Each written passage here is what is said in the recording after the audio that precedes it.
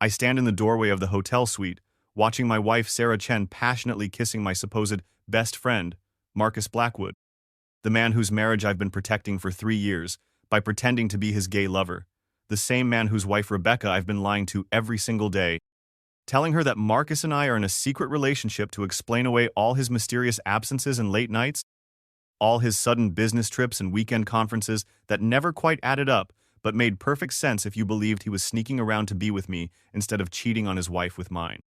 The champagne flute slips from my trembling fingers, shattering against the marble floor of the penthouse suite that Marcus rented with money from his wife's family trust, the same trust fund that's been paying for these elaborate romantic getaways while I sat at home alone, scrolling through photos on social media of Sarah at girls' nights and Marcus at business dinners, both of them carefully crafting alibis that painted me as the secret third wheel in their perfectly orchestrated deception.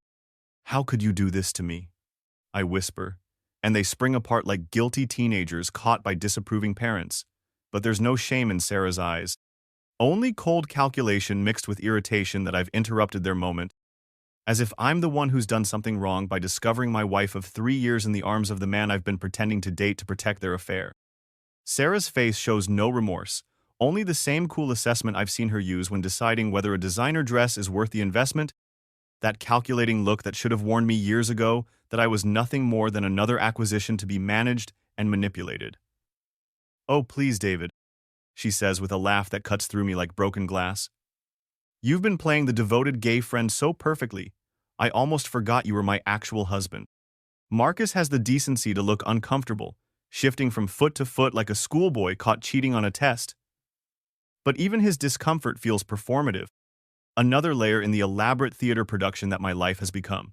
"David, we can explain," he starts, but Sarah cuts him off with a sharp gesture. "Explain what?" she snaps, smoothing down her designer dress with hands that should be wearing my grandmother's wedding ring. The ring she claimed was too traditional for her modern sensibilities, but was apparently perfect for pawning to pay for these hotel rendezvous. "That we're in love? That we've been in love for 3 years while you played your little role perfectly?"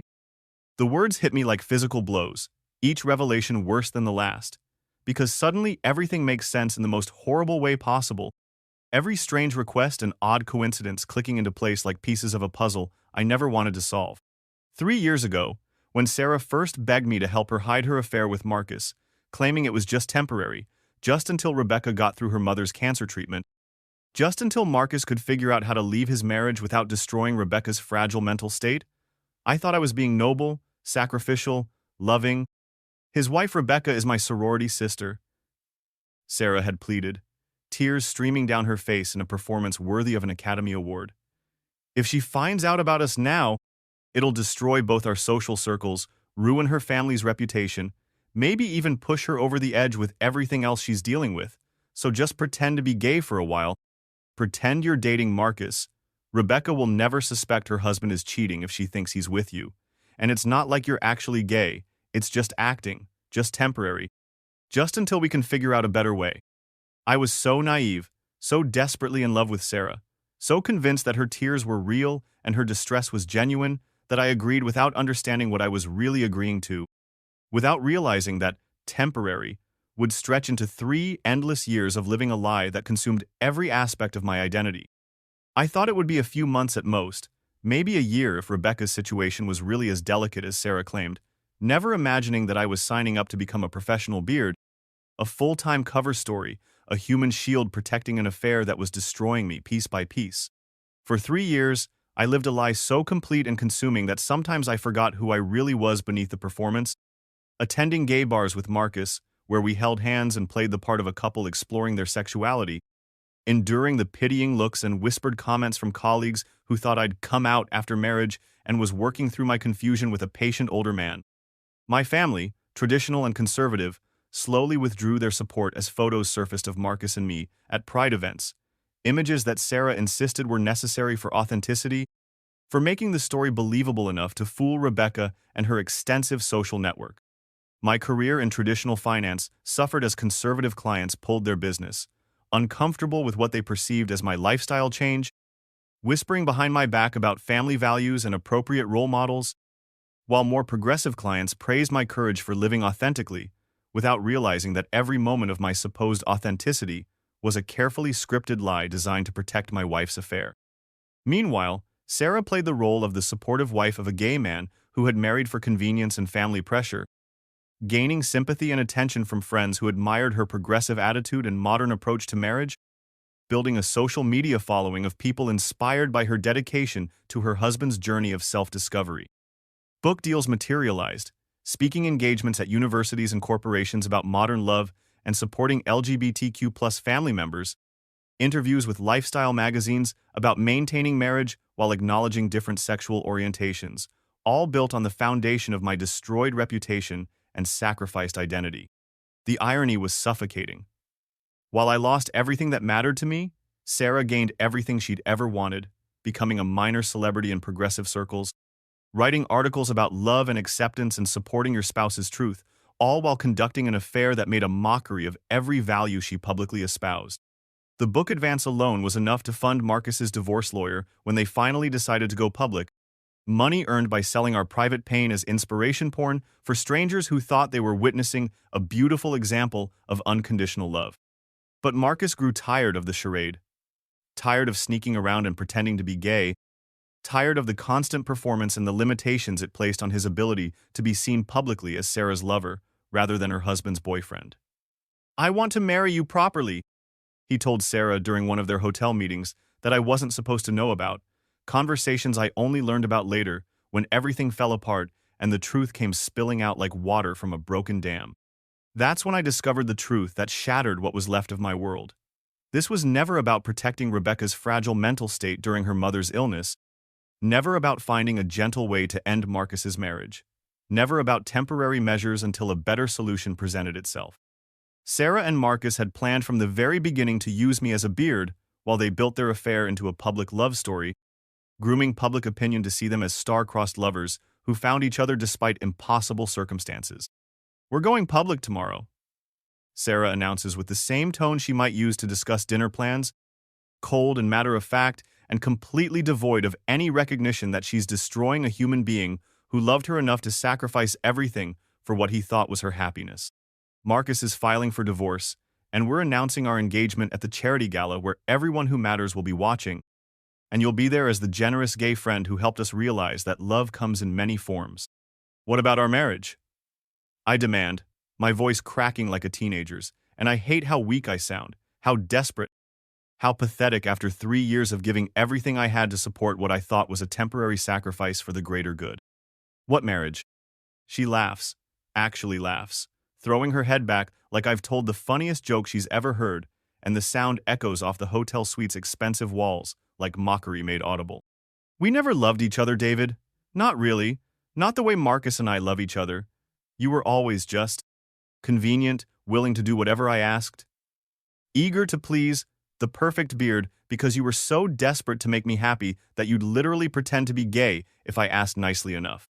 The next day, gossip columns explode with the beautiful love story of Sarah Chen and Marcus Blackwood, complete with exclusive photos of their secret romance taken during the 3 years I thought I was protecting them, images that show them at romantic dinners and weekend getaways while I sat at home researching LGBTQ+ support groups to make my performance more convincing.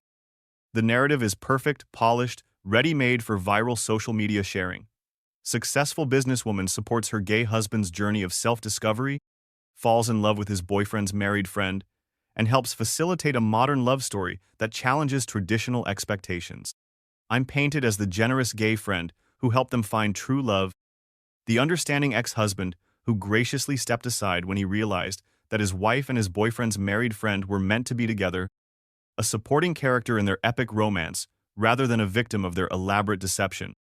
Comments pour in praising my maturity and progressive attitude, calling me an inspiration for putting love above jealousy, completely unaware that I'm not gay, was never dating Marcus, and had no idea that my wife was planning to leave me until she announced it to the world.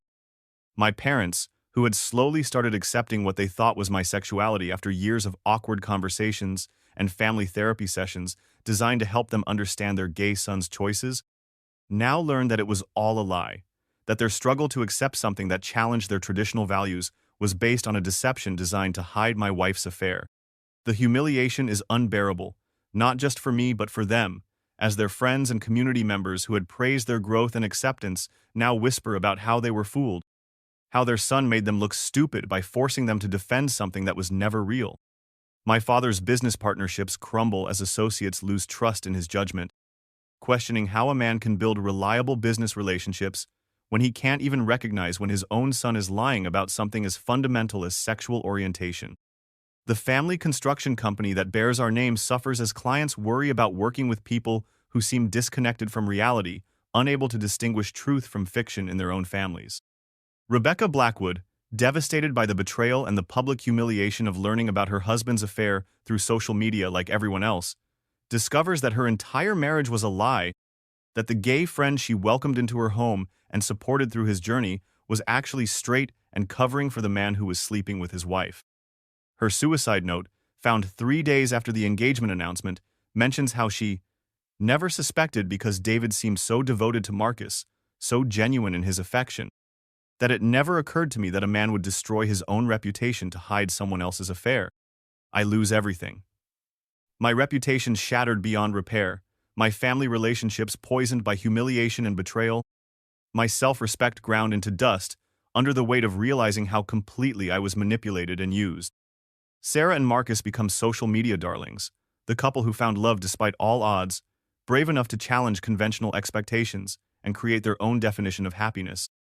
While I become a footnote in their story, the supporting character who helped make their romance possible. Standing on the Riverside Bridge where Rebecca jumped, holding the marriage certificate that proves Sarah and I were legally wed, the only piece of evidence that our marriage ever existed since Sarah has been denying it publicly, claiming we were just friends who got married for tax benefits and family appearances, I realize that I've lost everything that ever mattered to me, sacrificed my entire identity for people who saw me as nothing more than a useful fool. The marriage certificate flutters in the wind as I lean over the railing. This single piece of paper, the only proof that I was ever more than Sarah's gay friend, the only evidence that contradicts the narrative she's created, where I was always just a helpful beard who graciously stepped aside when real love appeared. 3 years of my life reduced to a legal document that she'll probably claim was forged if anyone ever bothers to investigate her story. I jump, following Rebecca into the dark water below, joining the woman whose death was collateral damage in Sarah and Marcus's perfect love story, thinking that at least this way, Sarah won't be able to rewrite the story of my death the way she rewrote the story of my life. Then I open my eyes and realize I'm back in my apartment 3 years ago holding the divorce papers. Sarah wants me to sign to legitimize our marriage story, the same papers that would have erased any legal proof of our relationship and left me with no evidence that we were ever more than friends playing house for appearances. I stare at the date on my phone, the numbers blurring as my eyes adjust to the impossible reality that I'm looking at a calendar from 3 years ago, the exact morning when Sarah first approached me with her plan to hide her affair, the same morning that destroyed my entire life and led to my death on the Riverside Bridge, except this time I know everything that's going to happen, every manipulation and lie and betrayal that's coming. My hands shake as I grip the divorce papers that Sarah left on the kitchen counter with a note explaining that we need to make our friendship marriage look more official by having proper legal documentation of our great arrangement. Papers I signed without question in my past life because I trusted her completely and believed that she was trying to protect everyone involved, not realizing that she was systematically erasing any evidence that we were ever really married. The apartment looks exactly the same as it did 3 years ago, down to the coffee mug sitting on the counter with the chip on the handle that Sarah always complained about, the morning light streaming through windows that I'll later have to close to hide from photographers wanting pictures of the progressive couple who challenged traditional marriage expectations. But this time I noticed details that escaped me before.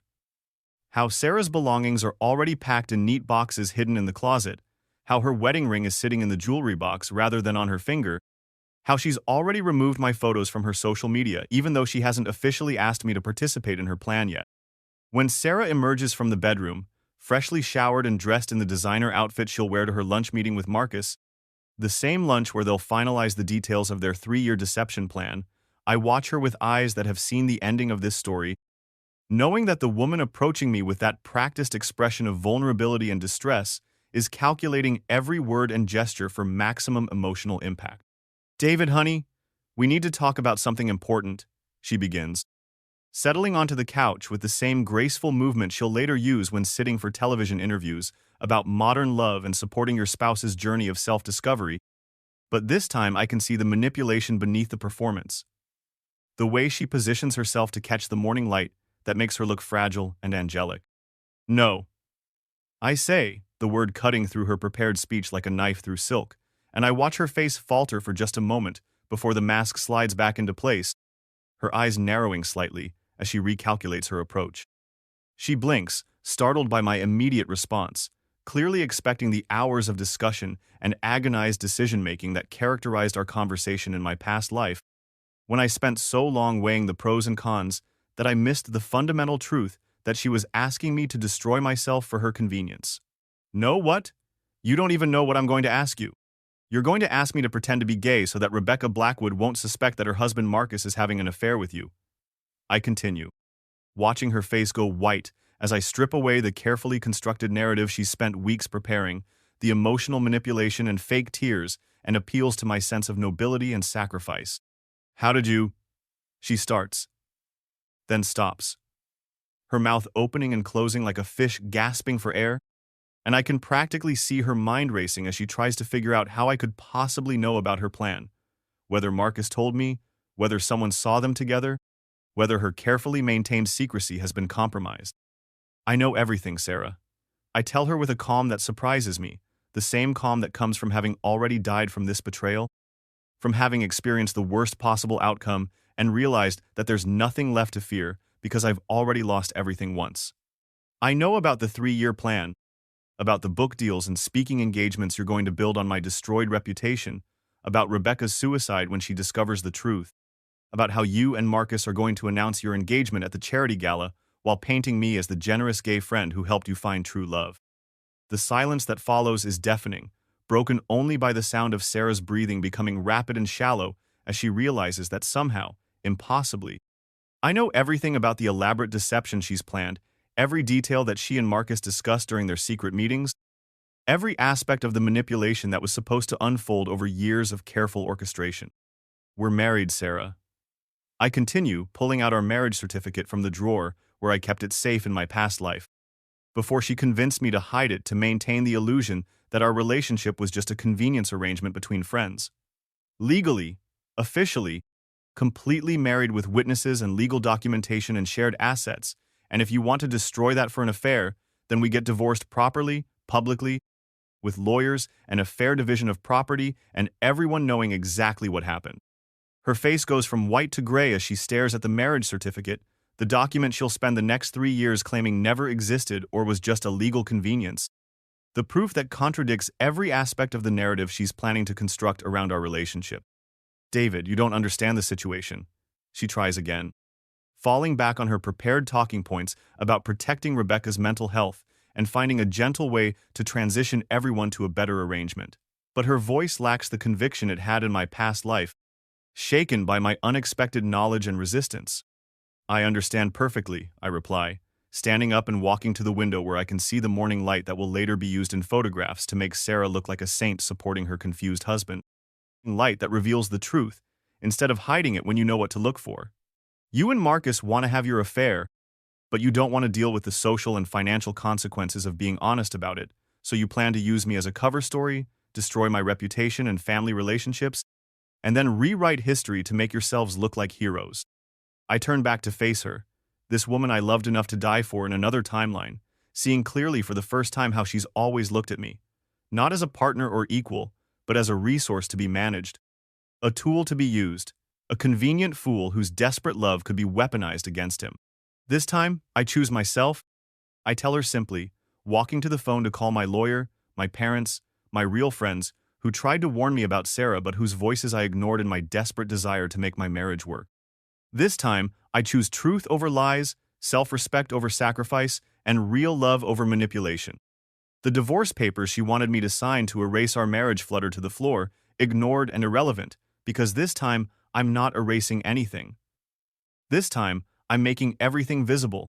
When Marcus calls 20 minutes later, his voice carrying that casual confidence of a man who thinks he holds all the cards, expecting to discuss the timeline for our elaborate deception, and coordinate our stories about how my relationship with Sarah evolved into a friendship while I discovered my attraction to men.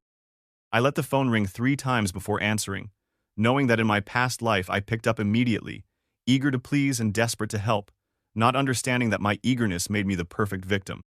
"David, we need to meet to discuss the arrangement," he says without preamble, the same tone he uses when closing business deals, treating my sexual identity and marriage like a hostile takeover to be managed efficiently.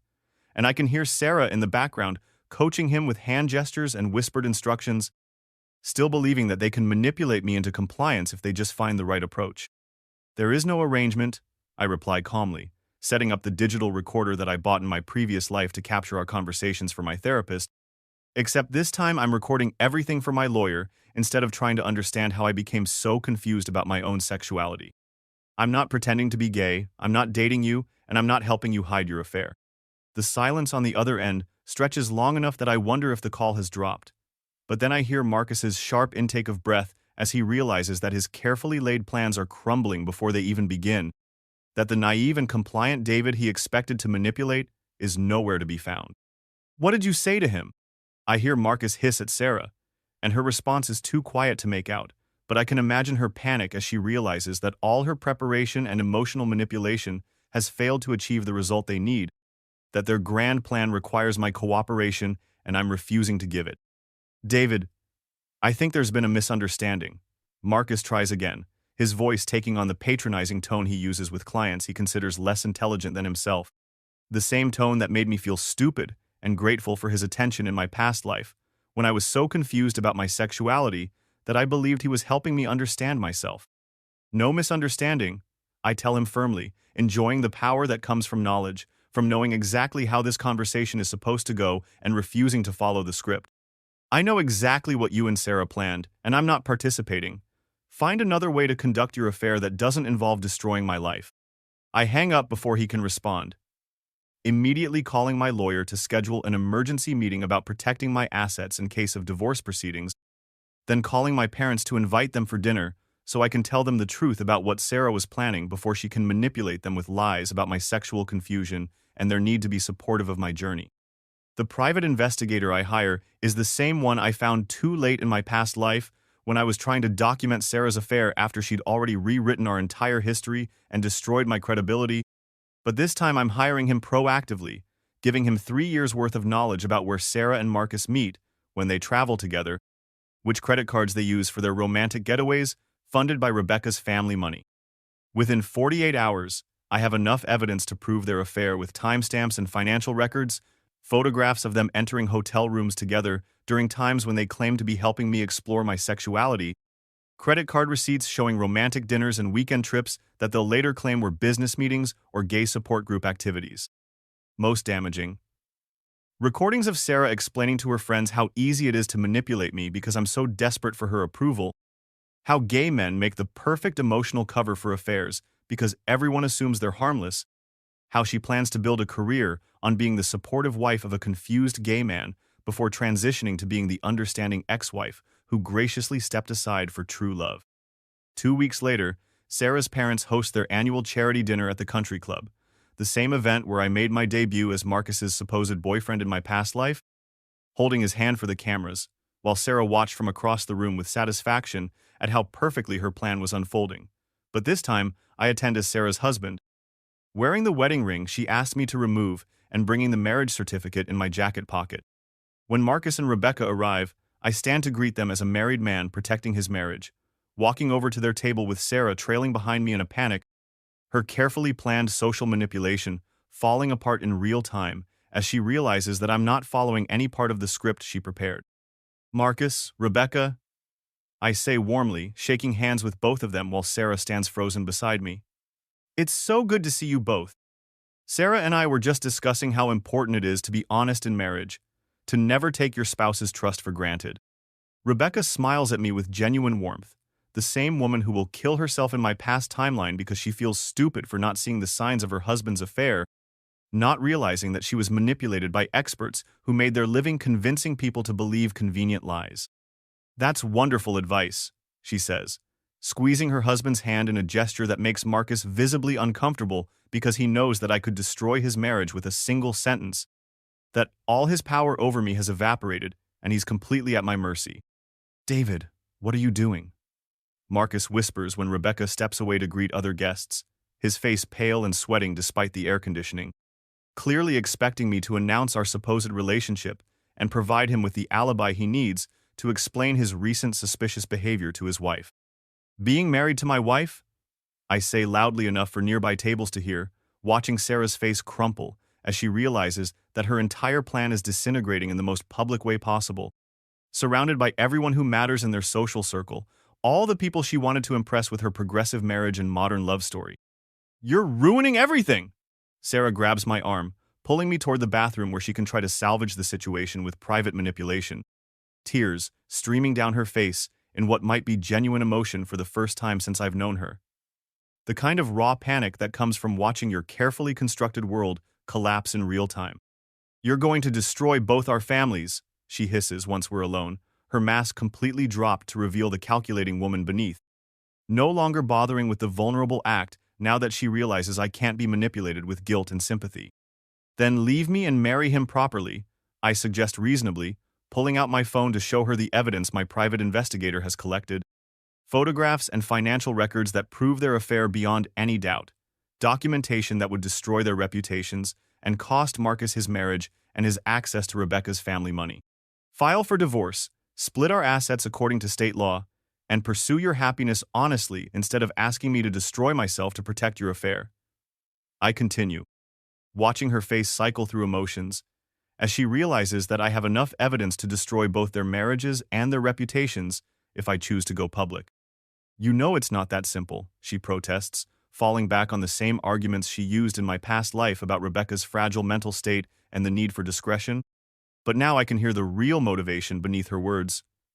She wants to keep the money, the social status, and the moral high ground that comes from being seen as the victim rather than the perpetrator. Because you want to be the victim, I say bluntly, articulating what I never understood in my past life when I was too focused on trying to make everyone happy to see the underlying selfishness of her request. You want me to be the villain who drove you to adultery by being secretly gay? You want the sympathy and financial benefits of being the long-suffering wife who stood by her confused husband before finding true love with his boyfriend's friend. When we return to the dinner, the atmosphere has shifted noticeably because several guests overheard my comment about being married to my wife and are now looking at Sarah and Marcus with obvious confusion, wondering why the supposedly gay David is claiming to be married to Sarah instead of dating Marcus, why the story they've been told doesn't match what they're seeing.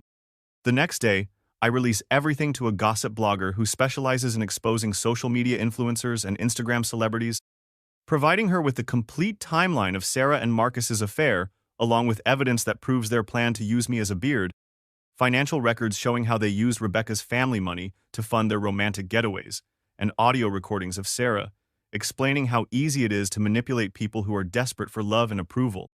The story explodes across social media within hours, shared by thousands of people who are fascinated by the elaborate deception and sympathetic to the man who was manipulated into nearly destroying his own life to protect an affair, and the narrative that Sarah and Marcus spent months crafting about modern love and challenging traditional expectations crumbles under the weight of documented evidence that they're simply cheaters who tried to use someone else's reputation as camouflage. But most importantly, I meet with Rebecca Blackwood privately before the story breaks, showing her the evidence with compassion rather than cruelty, giving her time to process the betrayal and protect herself financially before Marcus realizes that his secret is out and tries to hide assets or manipulate her into staying for the sake of their social image. I had suspicions, she admits, sitting in my lawyer's office with tissues in her hand and a strength in her voice that surprises me. Nothing like the broken woman who killed herself in my past timeline because she learned the truth through public humiliation rather than private conversation. But everyone kept telling me Marcus was just supporting his gay friend through a difficult time, that I should be proud of him for being so open-minded and supportive. You're not stupid, I tell her firmly, remembering her suicide note and determined to prevent the same tragic outcome. They manipulated everyone, including me. They're professionals at making people feel crazy for questioning obvious lies, at making manipulation look like kindness and selfishness look like sacrifice. Rebecca's lawyer, the same one who will later represent her in divorce proceedings, ensures that she protects her family inheritance before Marcus can access it, freezing accounts and documenting assets while Marcus is still operating under the assumption that his secret is safe and his marriage is stable.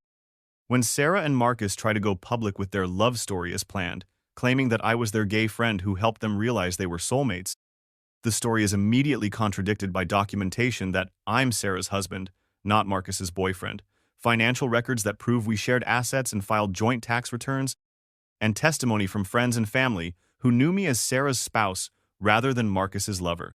Their carefully constructed narrative collapses because I refuse to be written out of my own marriage, refuse to disappear quietly to make their story work, refuse to sacrifice my identity and relationships to protect people who saw me as nothing more than a convenient fool whose love could be weaponized against him.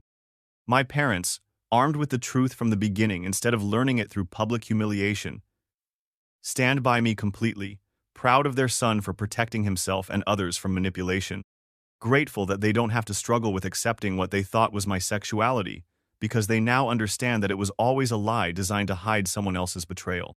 We're proud of you for standing up for yourself, my mother says during our family dinner. The same dinner where I broke down in my past life trying to explain why I had hidden my supposed sexuality from them for so long, why I had put them through years of awkward conversations and family therapy for something that was never real. The divorce proceedings are swift and decisive once evidence of adultery surfaces. Sarah's claims about our marriage being fake or for convenience crumbling under legal scrutiny when faced with joint bank accounts, shared insurance policies, and 3 years of tax returns filed as a married couple. Not to mention the audio recordings where she explicitly refers to me as her husband while planning to betray our marriage. Marcus's divorce from Rebecca is similarly damaging to him. To the inheritance money he was counting on to fund his new life with Sarah, now protected by prenuptial agreements and trust structures that his own lawyer recommended when he married Rebecca, to legal protections that he forgot about in his eagerness to access her family wealth, but which now ensure that his betrayal costs him everything he was trying to gain. At the charity gala 6 months later, the same event where they planned to announce their engagement and debut as the couple who challenged traditional love stories, Sarah and Marcus arrived separately, both in the middle of contentious divorce proceedings, both exposed as liars and cheaters who constructed an elaborate deception to avoid the social and financial consequences of their affair. The social circle that would have celebrated their beautiful love story instead whispers about their manipulation and cruelty, how they tried to destroy an innocent man to cover their tracks, how they exploited progressive values about sexuality and modern relationships to hide old-fashioned selfishness and betrayal. I attend the gala with my parents and my lawyer, no longer the victim but the victor, no longer the man who sacrificed everything for people who saw him as disposable, watching from across the room as Sarah and Marcus sit at separate tables, their grand love story reduced to a cautionary tale about the price of deception and the danger of underestimating people you think you can manipulate.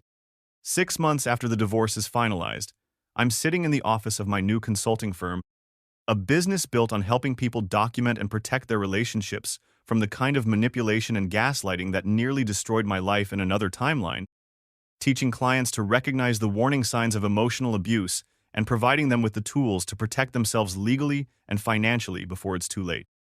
The irony isn't lost on me that my expertise in recognizing deception, gained through being deceived by people I trusted completely, has become my greatest professional asset, allowing me to help others avoid the trap I fell into when I was too blinded by love to see the manipulation that was destroying me piece by piece.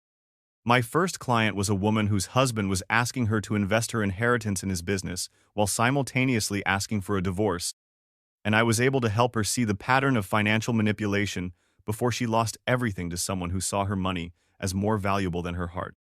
The business grows quickly through word of mouth, as people who have been saved from manipulation recommend my services to friends and family members who are struggling with relationships that feel wrong but can't quite articulate why, partners who ask for impossible sacrifices while offering nothing in return, spouses who seem to love the idea of being married more than they love their actual spouse. Emma Rodriguez calls me on a Thursday afternoon 6 months after my divorce, the same college friend who tried to warn me about Sarah before my wedding, who sent me articles about narcissistic manipulation and emotional abuse that I ignored because I was so convinced that Sarah's love was real and her distress was genuine, so determined to be the perfect husband that I couldn't see how I was being used. I've been following the news about Sarah and Marcus, she says without preamble, her voice carrying the same direct honesty that made me uncomfortable when I was married because it forced me to confront truths I wasn't ready to accept. I'm proud of you for protecting yourself this time, for not letting them destroy you the way they planned. This time? I ask, confused by her phrasing, and she laughs with a sound that holds years of frustration and worry. David, I've been trying to protect you from Sarah since college, she explains. And suddenly I remember all the conversations I dismissed, all the concerns I waved away, all the evidence I ignored because I was so desperate to believe that someone like Sarah could love someone like me. She always seemed to be performing when she was with you, like she was playing a role rather than being herself, and you were so eager to make her happy that you couldn't see how one-sided your relationship was. We meet for coffee the next week, the same coffee shop where Sarah used to meet Marcus to plan their deception, while I thought she was having girls' lunch with her sorority sisters. And I find myself really seeing Emma for the first time, noticing how her eyes light up when she talks about her work as a pediatric nurse, how she listens to my stories about rebuilding my business and my relationships with genuine interest rather than the performative attention that Sarah used to give me when she was calculating how to use my emotions against me.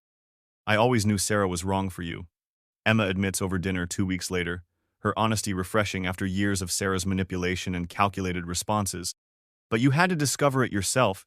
You had to see who she really was when the mask came off, because anything I said would have just made you defend her more strongly. What I thought was just friendship, I now recognize as patient, loyal love, the kind of affection that doesn't demand sacrifice or performance, that doesn't require me to be anyone other than myself, that sees my worth as inherent rather than conditional on how useful I can be. Emma never asked me to pretend to be gay, never asked me to hide our relationship, never asked me to sacrifice my family relationships or professional reputation for her convenience, because real love doesn't require you to destroy yourself to prove your devotion. The difference is stark and obvious once I know what to look for. Where Sarah used tears and emotional manipulation to get her way, Emma uses honest conversation and compromise. Where Sarah demanded constant proof of my love through increasingly elaborate sacrifices, Emma shows her affection through consistent support and genuine care. Where Sarah saw my eagerness to please as a weakness to exploit, Emma sees it as a strength to appreciate and protect. 2 years later, we marry in a ceremony attended by my parents who never disowned me, never had to struggle with accepting a fake sexuality, never had to endure the humiliation of learning that their son made them look foolish by forcing them to defend something that was never real. Emma's family welcomes me with warmth and genuine acceptance, treating me as their daughter's choice rather than a burden to be tolerated. And the contrast to Sarah's family, who always seemed to be evaluating my worth based on my usefulness to their daughter's ambitions, is remarkable. Our wedding is simple and honest, focused on the commitment we're making to each other rather than the image we want to project to the world. And when we exchange rings, I think about how different this feels from my marriage to Sarah, how the words we speak carry weight because they're backed by genuine feeling rather than performed for an audience who doesn't know they're watching a show. The marriage certificate hangs framed in our home office, not hidden in a drawer or denied for convenience, but displayed proudly as a symbol of the honest love we've built together, a reminder that real relationships don't require lies or manipulation or the destruction of one person to benefit another. Our neighbors know we're married, our colleagues know we're married, our families know we're married, because there's nothing to hide when your love is built on truth rather than deception.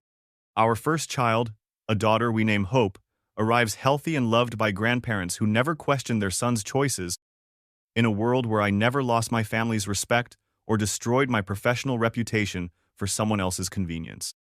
When I hold her for the first time, I think about the alternate timeline where I died broken and alone on a bridge, where Sarah and Marcus got their perfect love story built on my destruction, where Rebecca killed herself rather than live with the humiliation of being manipulated by people she trusted. Standing in our garden on Hope's first birthday, watching Emma push our daughter on the swing set that my father built with pride rather than shame, surrounded by family members who love and respect me rather than pity and tolerate me, I realize how completely my life has changed by choosing truth over lies, self-respect over self-sacrifice, real love over manipulative desperation. Sarah works as a social media manager for a small nonprofit now, her dreams of fame and book deals destroyed by the scandal of her exposed affair and manipulation, her engagement to Marcus broken when his divorce cost him access to the money they were planning to use for their new life together. They're still together, but their relationship is poisoned by financial stress and social exile. The great love story they destroyed my life to create now a cautionary tale about deception and manipulation that follows them everywhere they go. Marcus lost half his assets in the divorce and was fired from his financial firm for ethics violations when his manipulation of clients' personal information to facilitate his affair came to light during the legal proceedings.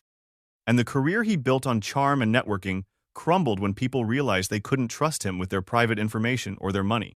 Rebecca Blackwood remarried a childhood friend 2 years ago and now travels the world with the inheritance that Marcus thought he would control, sharing photos from exotic locations with a man who values her for herself rather than her family's money, proof that people can recover from betrayal when they're given truth instead of lies, support instead of manipulation. The marriage Sarah made me pretend never existed became the foundation of everything beautiful in my life. My consulting business built on helping people protect their real relationships, my partnership with Emma based on mutual respect and genuine affection, my relationship with my parents that was never damaged by lies or manipulation, my daughter who will grow up knowing that love doesn't require sacrifice of identity or self-respect. Sarah and Marcus taught me what love isn't. Manipulation disguised as devotion, sacrifice demanded rather than offered freely, performance valued more than authenticity, usefulness prized over genuine affection. Emma taught me what love is: patience without pressure, support without conditions, acceptance without demands for change, partnership built on equality rather than exploitation. I never had to pretend to be gay to protect someone else's affair, never had to sacrifice my family relationships for someone else's convenience, never had to destroy my professional reputation to hide someone else's betrayal, never had to erase my marriage to make someone else's love story possible. Because this time I chose myself over their manipulation, truth over their lies, real love over their elaborate deception. All I had to do was refuse to participate in their performance, refuse to be the supporting character in their romance, refuse to sacrifice my identity for their convenience, refuse to believe that love requires you to destroy yourself to prove your devotion. The marriage certificate hanging in our home office, the same document that Sarah wanted me to hide and then claimed never existed, now represents everything real and honest and beautiful about love that doesn't require lies to survive, relationships that don't need manipulation to continue, partnerships built on truth rather than convenient fiction. This time, I chose myself, and in choosing myself, I found everything I had been looking for in the wrong places with the wrong people: genuine love, honest partnership, family respect, professional success, and the peace that comes from knowing that the life you're living is truly your own, rather than a role you're playing in someone else's story.